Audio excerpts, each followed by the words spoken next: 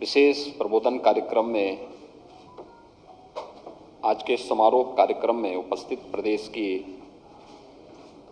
आदरणीय राज्यपाल श्रीमती आनंदीबेन पटेल जी,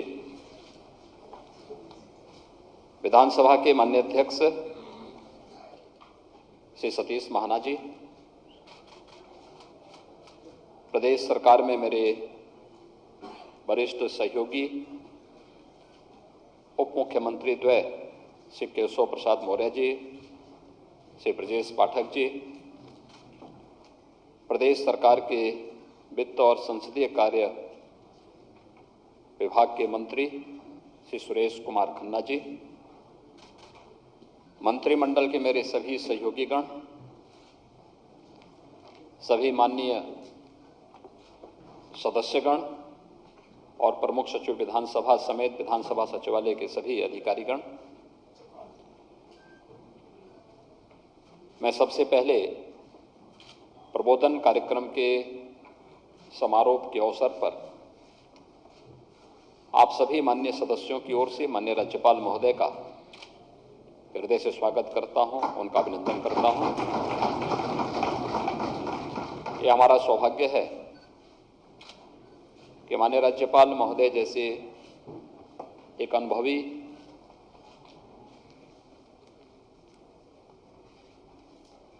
संविधान विशेषज्ञ, शिक्षा, महिला कल्याण, बाल विकास और जीवन का एक लंबा अनुभव जिनके पास अलग अलग क्षेत्र का है, उसका लाभ आज उनके महत्वपूर्ण उद्बोधन के अवसर पर माननीय सदस्यों को प्राप्त होगा। उत्तर प्रदेश विगत 3 वर्षों से माननीय राज्यपाल महोदय के मार्गदर्शन में,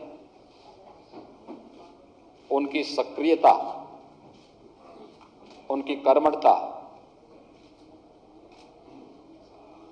के नेतृत्व में अलग अलग क्षेत्र में विकास और लोक कल्याण की अनेक योजनाओं को लागू करने में सफलतापूर्वक आगे बढ़ रहा है। इस अवसर पर आज नवनिर्वाचित माननीय सदस्यों के इस विशेष प्रबोधन कार्यक्रम में उनका मार्गदर्शन प्राप्त हो रहा है। मैं इस अवसर पर उनका हृदय से अभिनंदन करता हूं, स्वागत करता हूं। मैं धन्यवाद देता हूं विधानसभा के अपने माननीय अध्यक्ष जी को, जिन्होंने एक छोटे से कार्यकाल के अपने इस दौरान कुछ नवाचार किए हैं। आदरणीय प्रधानमंत्री जी की मंशा के अनुरूप नेशनल ई विधान एप्लीकेशन को लागू करते हुए देश की पहली विधानसभा, जो सबसे बड़ी विधानसभा है, और वह अब ऐसे लगती है जैसे वास्तव में उत्तर प्रदेश के अंदर दिखनी चाहिए थी, और वह एक अच्छा प्रयास हुआ है। इस प्रयास का लाभ आप में से प्रत्येक सदस्य को प्राप्त होने वाला है।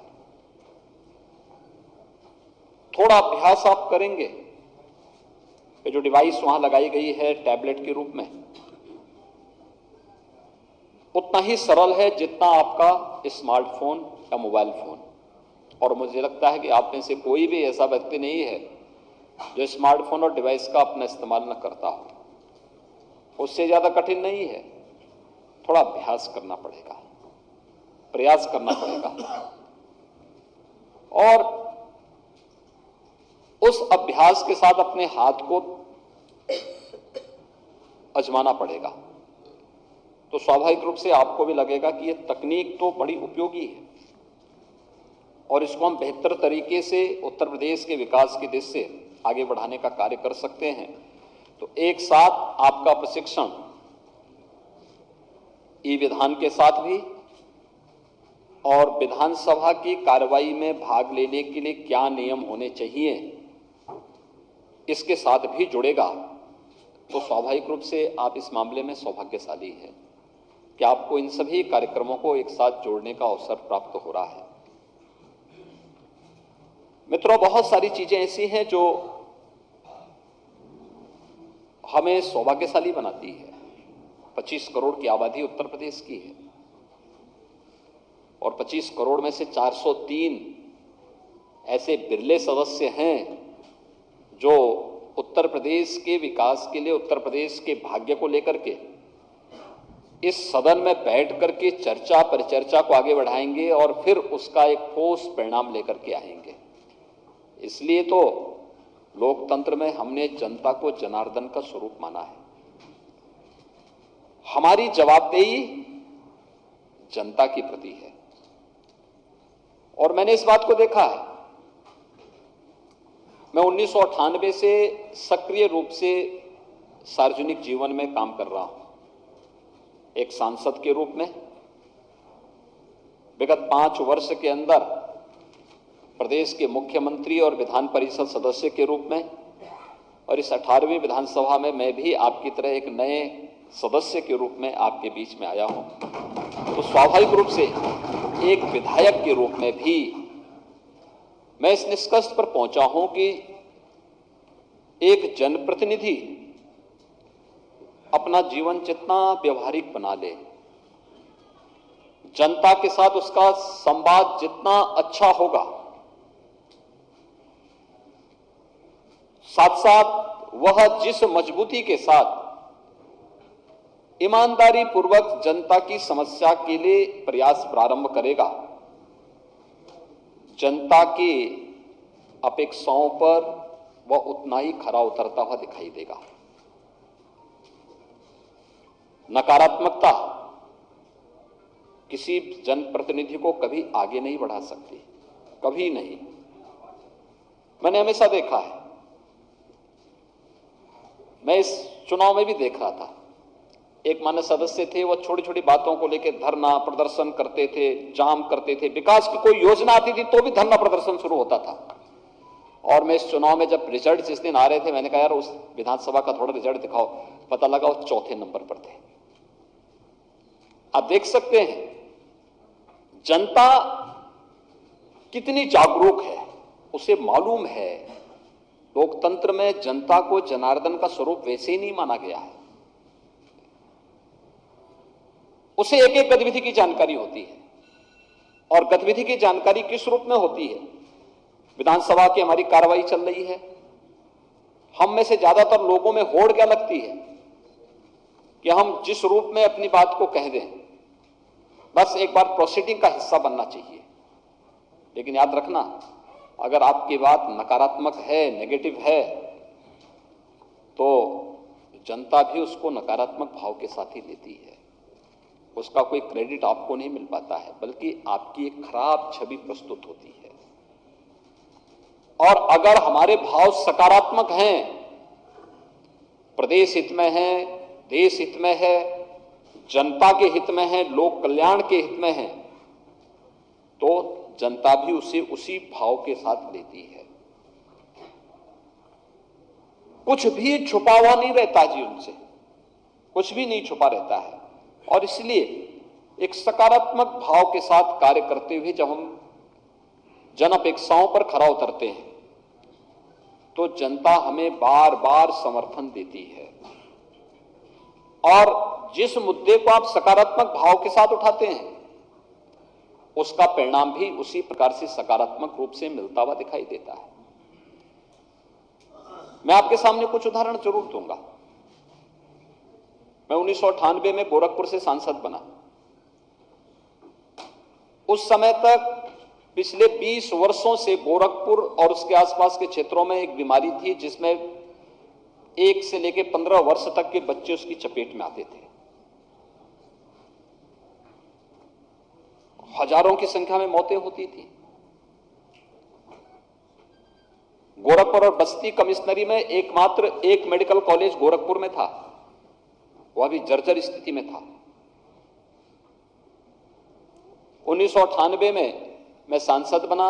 सांसद बनने के बाद मेरे पास पहली बार ये मामला आया। मुझे एक कार्यकर्ता ने फोन किया कि मेडिकल कॉलेज में बहुत सारे बच्चे एडमिट हैं, उनकी स्थिति बहुत खराब है, आप एक बार आके देखते। तो मैं गया, लेकिन जैसे मैं अंदर वार्ड में जाना चाहता था, वहां के प्रिंसिपल ने मुझे वार्ड में नहीं जाने दिया। खैर, मैं प्रतिरोध करते हुए वार्ड में पहुंचा।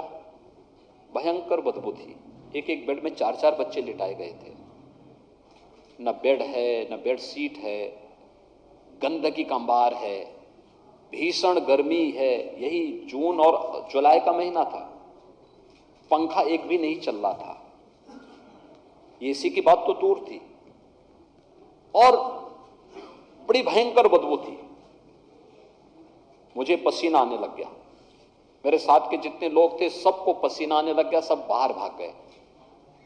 मैंने अपना गमछा लिया, अपने मुंह पे बांधा, और मैं गमछा बांध करके ही वार्ड में घूमने लग गया।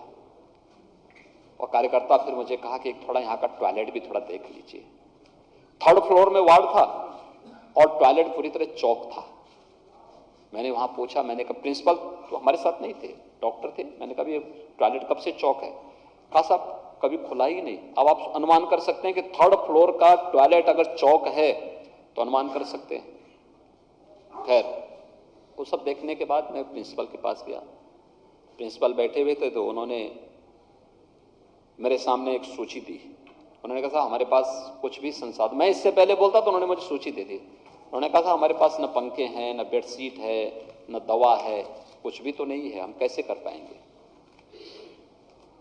तो मैं गया वापस, और उसमें से कुछ सामान मैंने, जैसे बेडशीट, मैंने 100 बेडशीट खरीदी अपने पास से। वहाँ के कुछ उद्यमियों के साथ मैंने बैठक की। मैंने उनसे कहा कि आप कम से कम पंखे और एसी दे दीजिए, वार्ड के लिए बच्चे हैं वहाँ पे। उन्होंने कुछ एसी पंखे दिए। फिर ऐसे ही कुछ अन्य सामान, बेड्स वगैरह कुछ मैंने लिए, और मैं तीसरे दिन एक ट्रक में भर करके लेकर के मेडिकल कॉलेज गया। मैंने वहाँ के प्रशासन को सौंपा। मैंने कहा इसको आप लीजिए, इसको आप चलाइए। फिर मैंने तब तक प्रदेश के मुख्यमंत्री, उस समय माननीय कल्याण सिंह जी थे, मैंने उनको फ़ोन किया। मैंने कहा भाई ऐसी ऐसी स्थिति है और कैसे इसका। उन्होंने कहा मैं क्या कर सकता हूँ। मैंने कहा भी देखिए, सबसे पहला तो यहाँ पे सब गरीब बच्चे हैं। इंसेफ्लाइटिस से जो मौत होती थी, 90% बच्चे अनुसूचित जाति और अल्पसंख्यक समुदाय के थे। तो मैंने कहा इनकी आर्थिक स्थिति बहुत खराब है, उपचार नहीं करा सकता कोई व्यक्ति, क्योंकि उस समय तक दवा लोग खरीदते थे, फ्री में उपचार की व्यवस्था हो जाए। तो उन्होंने कहा ठीक, हम ही व्यवस्था करवाते हैं। ये एक सामान्य प्रक्रिया प्रारंभ हुई। पूरी जानकारी मैंने ली।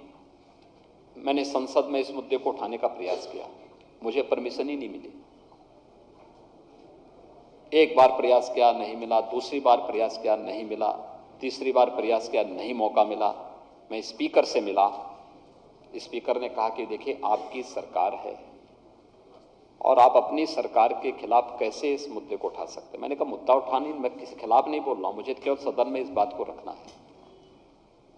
प्रमोद महाजन जी उस समय संसदीय कार्य मंत्री थे, मैंने उनके सामने इस बात को रखा। उन्होंने कहा नहीं, मौका नहीं मिल पाएगा। मैं स्पीकर से जिद किया। मैंने कहा मुझे आप मौका दे दीजिए। उन्होंने कहा मैं 1 मिनट का मौका दूंगा। मैंने कहा 1 मिनट नहीं, आधा मिनट का दीजिए, मुझे इसमें मौका मिलना चाहिए। अगर आपको मेरी बात में दम लगता हो तो मुझे मौका देना, नहीं लगता है तो मुझे बिठा देना। अब आश्चर्य करेंगे कि मुझे केवल वहीं से मौका मिला। 2 मिनट का समय उन्होंने दिया। 2 मिनट के अंदर मैंने लक्षण बताने शुरू किए। तो कुशीनगर से लेकर के और सहारनपुर तक के जितने सांसद थे सब खड़े हुए। सबने कहा साहब ऐसी बीमारी हमारे यहां भी है। उस समय अमेठी के सांसद भी खड़े हुए, डॉक्टर संजय सिंह वहां से सांसद थे। सहारनपुर से एक नकली सिंह, बहुत वरिष्ठ सदस्य थे, वो सांसद थे। ऐसे ही अलग अलग सांसद खड़े हुए। पीलीभीत से श्रीमती मेनका गांधी सांसद थी, वो भी खड़ी हुई। कहा तो हमारे यहां भी बीमारी है। और फिर इस पे चर्चा करने का समय मुझे मिला। कॉलिंग अटेंशन में आधे घंटे की चर्चा का मौका मिला और फिर ये चर्चा आगे बढ़ती गई। भारत सरकार ने टीम भेजनी शुरू की, कार्य प्रारंभ हुआ, वैक्सीनेशन शुरू हुआ, वायरल ने अपना नेचर बदला, चलती रही और हम लोग भी हिम्मत नहीं हारे। 1998 से जिस यात्रा को हमने प्रारंभ किया था, ठीक 20 वर्ष यानी 19 वर्ष के बाद मुझे मुख्यमंत्री बनने का जब अवसर प्राप्त हुआ, मैंने प्रदेश में अंतर विभागीय समन्वय बनाया। और मित्रों, आज इंसेफ्लाइटिस के 95% मौतों को हम लोगों ने कंट्रोल कर लिया है। एक बेहतरीन मॉडल है, ये बेहतरीन मॉडल है देश और दुनिया के लिए। कैसे इसको नियंत्रित किया जा सकता है, इसका एक मॉडल यह एक खड़ा हुआ है।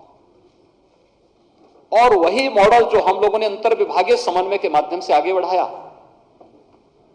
आज वही मॉडल है जिसमें उत्तर प्रदेश ने कोरोना कालखंड में देश के अंदर बेहतरीन प्रदर्शन करके दिखाया है। वही अनुभव, अंतर विभागीय समन्वय, एक एक अलग अलग विभाग को उसके साथ जोड़ने का कार्य, और यूपी के मॉडल की इसीलिए सर्वत्र सराहना भी हुई है। फील्ड में रहकर जब हम काम करेंगे, बहुत सारी व्यवहारिक जानकारियां हमें प्राप्त होती हैं। सार्वजनिक जीवन में याद रखना, व्यक्ति का धैर्य, शालीनता और उसका धैर्य हमेशा उसको आगे बढ़ाता है। उसका उतावलापन, उसका ठेके पट्टे के प्रति अनुराग, उसका हर एक मामले में हस्तक्षेप करना हमेशा उसके पतन की ओर लेके जाता है। हमने देखा है, जितने उदंडता करने वाले लोग थे, संसद में मैं देखता था और विधानसभा में मैंने पिछली बार देखा, वो सब लुढ़कते चले गए। सबकी छुट्टी जनता जनार्दन करती गई। लेकिन सकारात्मक सोच के साथ जिन लोगों ने अपने कार्यक्रम को आगे बढ़ाया, जनता ने उनको हाथों हाथ लिया है। अगर उत्तर प्रदेश में जातिवाद की राजनीति सच है, तो सुरेश खन्ना 9वीं बार कैसे विधायक बन गए? इनके तो जाति का 1000 वोट भी शाहजहांपुर में नहीं है। हमारे स्पीकर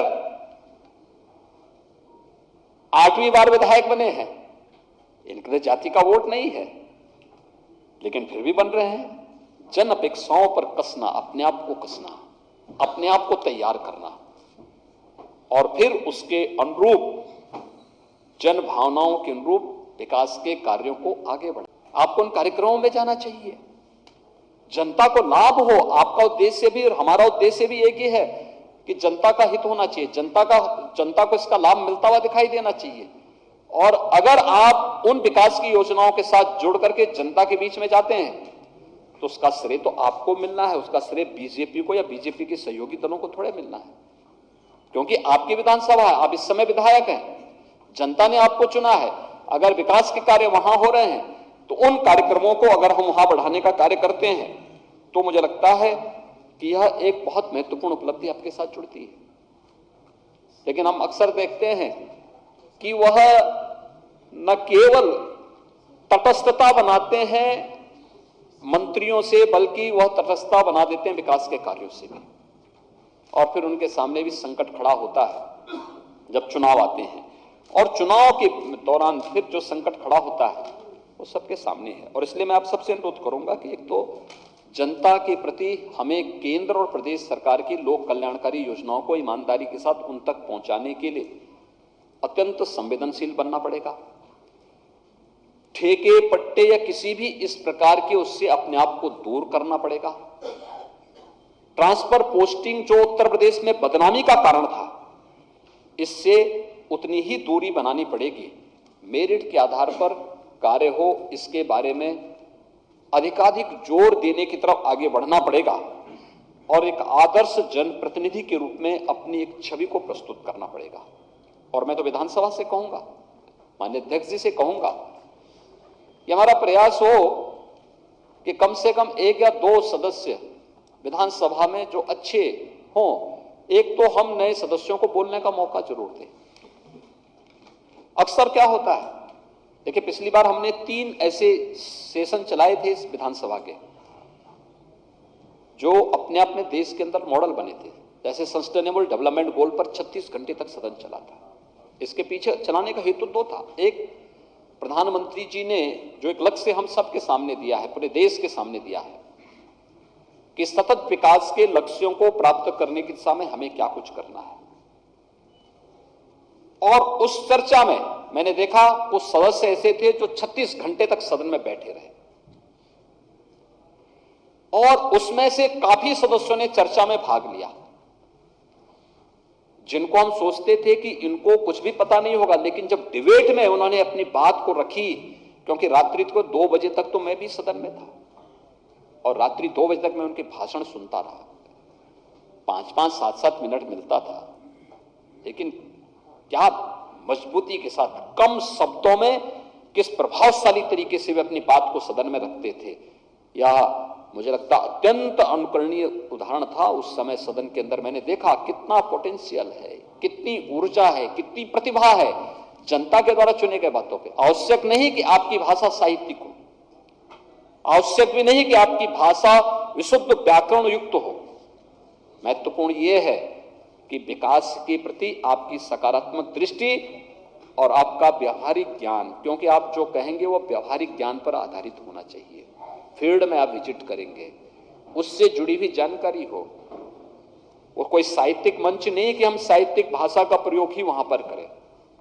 जो आपकी भाषा है, अपनी भाषा में अपनी बात को वहां पर कहने की आदत हमारी होनी चाहिए। और हमारा प्रयास हो कि वर्ष में फिर कोई ऐसा मैकेनिज्म हम तैयार करें कि 1 या 2 या 3 ऐसे कुछ आदर्श विधायक हम चयनित करें, जो विधानसभा के किसी एक सत्र में फिर उनको सम्मानित करके एक व्यवस्था को आगे बढ़ाया जाए। जरूर आगे बढ़ाया जाए कि भाई हर साल एक ही विधायक को न किया जाए, भाई एक को जब मिल गया तो 5 साल में फिर उसका नंबर ना आए, फिर 5 साल के बाद ही आए। लेकिन कुछ ऐसे सत्र होने चाहिए, जैसे राज्यपाल का अभिभाषण। कौन कहता है कि हम राज्यपाल महोदय जब अभिभाषण दे तो राज्यपाल जी के अभिभाषण के बाद फिर हम चर्चा को देर रात्रि तक नहीं कर सकते? पूरी रात्रि भर चलाइए सदन को, भोजन की व्यवस्था हो, अधिक से अधिक सदस्य बैठे, कोरम हमेशा भरा हुआ हो, प्रोसीडिंग का हिस्सा उनकी बात को किया जाए, उनकी प्रोसीडिंग में पूरी बात उनकी आए, कम शब्दों में प्रभावशाली तरीके से अपनी बात को रखना। ये चीजें अगर हम करते हैं तो मुझे लगता है कि एक अच्छे जनप्रतिनिधि के रूप में आपकी पहचान बनेगी। भाषण देने का एक अभ्यास आपका होगा जनता के सामने।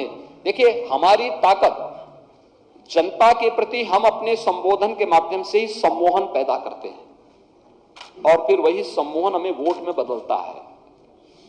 अगर आप केवल चुपचाप खड़े होकर हाथ जोड़ के जा रहे हैं, एक बार वोट मिल जाएगा, दूसरी बात जनता पूछिएगी कि अरे आप कुछ बोलेंगे भी, तो बोलने की आदत का मंच बनना चाहिए विधानसभा,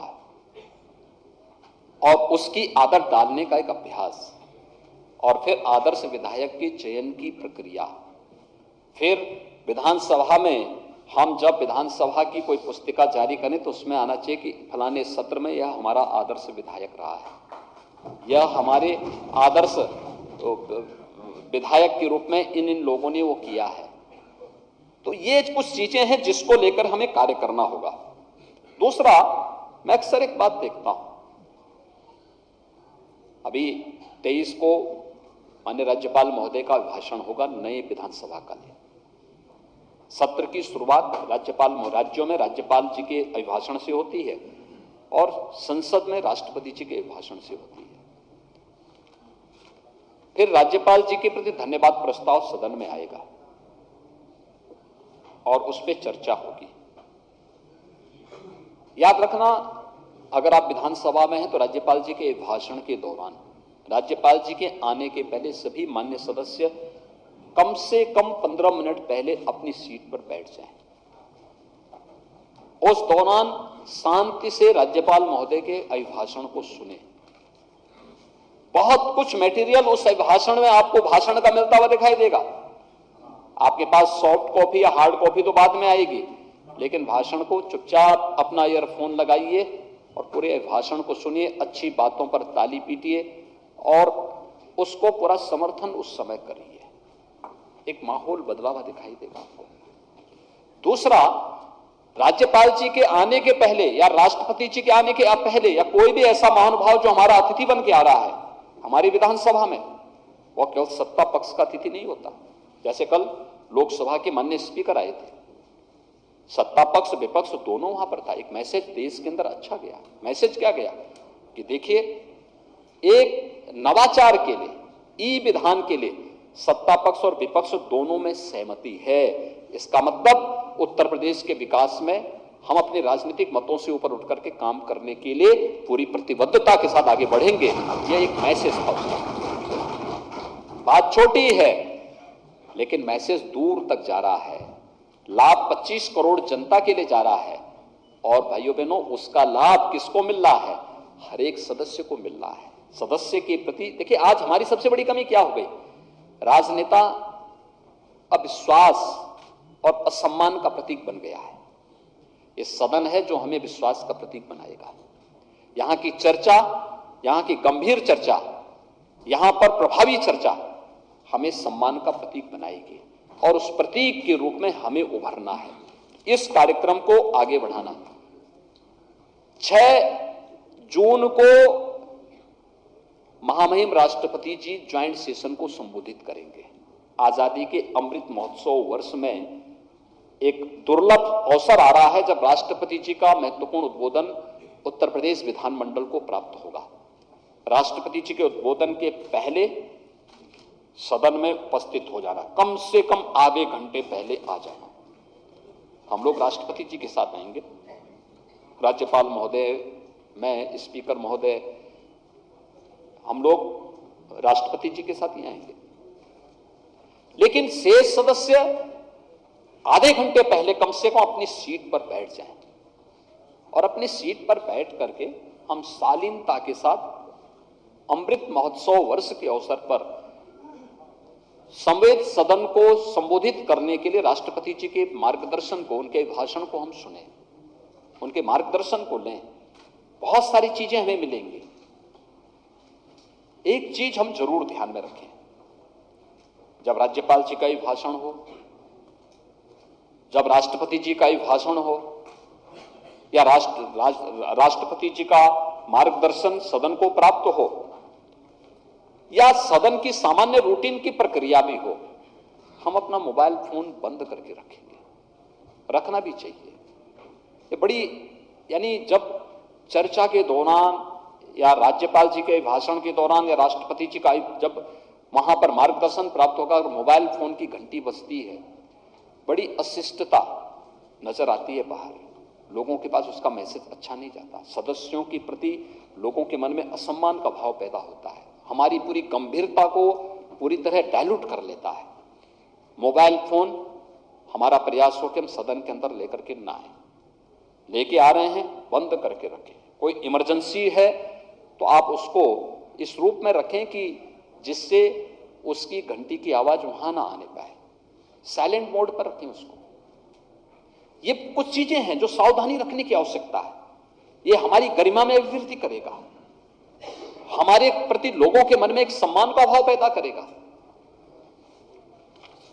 आज हम लोग जाते हैं, लोग सम्मान के भाव से क्यों देख पाते हैं? अगर मैं भी अन्यों की तरह करता, लोग मुझे भी राह चलते हुए गाली देते ना। हम लोगों ने तो अपील की कि भाई सड़क पे कोई भी धार्मिक कार्यक्रम नहीं होंगे। अलविदा की नमाज नहीं हुई। मस्जिदों में 3-3 शिफ्ट में उन्होंने नमाज अदा की। एक अभिनंदनीय कार्य हुआ। अगर सरकार भेदभाव करती कि नहीं साहब, इधर एक पक्ष करेगा दूसरा पक्ष नहीं करेगा, या माइक उतारने के लिए हमने कहा कि भाई देखो लोगों को परेशानी होती है, परिसर के बाहर आवाज नहीं आनी चाहिए, हमने अपील की, सबने योगदान किया। मैं कल से देख रहा हूं, मैंने अपने दोनों डिप्टी सीएम के साथ मिलकर के एक वीसी की थी, वीडियो कॉन्फ्रेंसिंग की थी। मैंने कहा भी जितने माइक उतारे गए हैं, हमारा प्रयास हो दोबारा ना लगे और जो उतारे गए हैं विद्यालयों को दान दे दिए जाए। कल से लोग दान देना शुरू कर दिए। लोगों को मालूम है कि यह एक तरफा नहीं है, सबके लिए समान रूप से लागू हो रहा है। और ऐसे ही मोबाइल फोन का मामला है या कोई भी इस प्रकार का मामला है, ये हमें सबके लिए लागू करना है, समान रूप से लागू करना है। प्रदेश की एक छवि बनानी है। जो लोग ये मानते थे कि उत्तर प्रदेश विकास में बैरियर है, इस छवि को हटाना है। उत्तर प्रदेश देश में विकास का अग्रणी नेतृत्वकर्ता के रूप में आगे बढ़ेगा। इस छवि को आपके माध्यम से देश के सामने प्रस्तुत करना है और इसके लिए हम सबको अपने आप को तैयार करना होगा। एक विधानसभा सत्र के बाद संसदीय कमेटियां भी बनेंगे। संसदीय कमेटियों का काम एडवाइजरी होता है और एक सरकार को या विभागों को सलाह के रूप में वे काम करती है। मैं बहुत बार देखता हूं, बहुत सारी कमेटियां अधिकारियों को बुला करके आदेश पारित कर देती हैं। मुझे लगता है कि वह एक गलत परंपरा की शुरुआत होती है। हमें उसका ध्यान रखना होगा। अपने अधिकार और अपने कर्तव्यों के बीच में एक बेहतर समन्वय बनाना होगा और जब भी ये समन्वय में कहीं कोई दिक्कत आएगी तो बाद में संकट खड़ा होगा। तो कोई भी ऐसा कार्य हम लोग न करें कमेटी की से जुड़े हुए, क्योंकि अक्सर मैं देखता हूं कि बहुत सारी जगह ऐसे ऐसे आदेश पारित किए गए हैं कि मैं देख के चौंकता हूं, क्योंकि मुझे इस देश की संसदीय कमेटियों में रहने का अवसर प्राप्त हुआ है और मैंने उन चीजों को देखा है कि कमेटियों के अधिकार क्या हैं और कर्तव्य क्या हैं। हमें उन चीजों को देखना होगा। कहीं भी किसी को हमारी योग्यता पर, हमारी क्षमता पर या किसी न्यायालय को हमारी कार्यपद्धति पर उंगली उठाने का अवसर न मिले, क्योंकि जो विधानसभा की कमेटियां होंगी, एक मिनी विधानसभा होती है, उसके पास पावर वही है जो विधानसभा के पास पावर होती है, लेकिन अपनी ताकत का बेजा दुरुपयोग भी नहीं होने देना चाहिए। वह अपनी सलाहकार की भूमिका के रूप में ही अच्छी सलाह उपलब्ध करवाएंगे तो अच्छा उसका संदेश जाएगा। यह जो प्रबोधन का कार्यक्रम चला है, आपके पास नियमों की पुस्तिकाएं मिली होंगी, हम एक बार उसको देखेंगे। विधानसभा में पुराने सदस्य कैसे नियम के अंतर्गत अलग अलग परफॉर्मा होंगे, उसके अंतर्गत कैसे उस प्रक्रिया को फॉलो करके अपनी बात को रख रहे हैं, कैसे हमें अपने कार्यक्रम को आगे बढ़ाना है।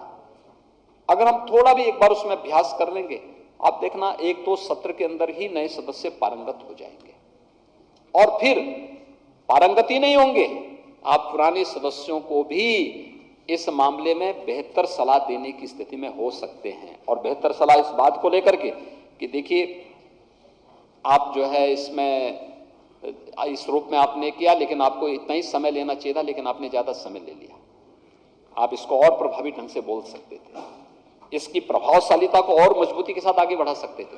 बहुत सारे सुझाव आप इसके माध्यम से दे सकते हैं और उस प्रक्रिया के साथ अगर हम जुड़ पाए, हमें अपने आप को तैयार करना होगा। और फिर अंततः मैं आप सबसे ये अपील करूंगा, देखिए जनता ने बहुत विश्वास के साथ आपको चुना है, बहुत विश्वास के साथ चुना है।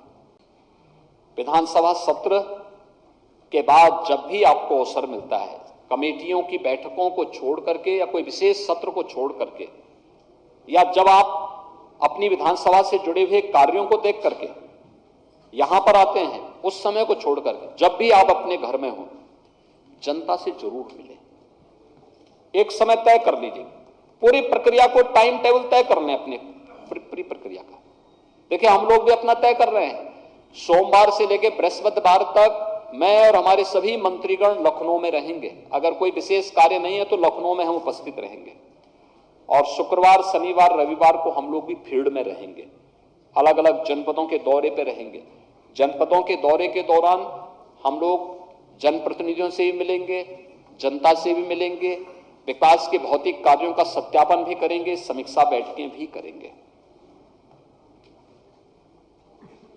आपको अपनी बात जो भी करनी है मंत्री के साथ अलग से बैठक करके अपनी बात को रखें। समीक्षा बैठक के दौरान आरोप प्रत्यारोप एकदम बंद होना चाहिए, उसकी गरिमा रखनी चाहिए। और अगर आपको लगता है कोई व्यक्ति गलत है, कोई गलत काम कर रहा है, उसका अलग से जब बैठते हैं उस दौरान अपनी बात को शालीनता के साथ रखें। फलाना व्यक्ति गलत है, फलाने व्यक्ति के बारे में आप एक बार जांच करवा लें, देख लें। लेकिन जब आप बैठक के दौरान, समीक्षा बैठक के दौरान इस प्रकार के मुद्दों को उठाते हैं, माहौल वहां का बड़ा विषाक्त होता है। और जो फोकस पॉइंट होते हैं उससे ध्यान डाइवर्ट हो जाता है। हमें इस चीज को हमेशा ध्यान रखना होगा और इसलिए सोमवार से लेकर के बृहस्पतिवार तक माननीय जनप्रतिनिधियों के लिए यहां पर मैं भी, दोनों डिप्टी सीएम भी, हमारे सभी माननीय मंत्रीगण भी यहां पर मौजूद रहेंगे। लेकिन अच्छा होगा पहले से समय लेकर के आप मिलेंगे तो आसानी से आपको समय मिल जाएगा।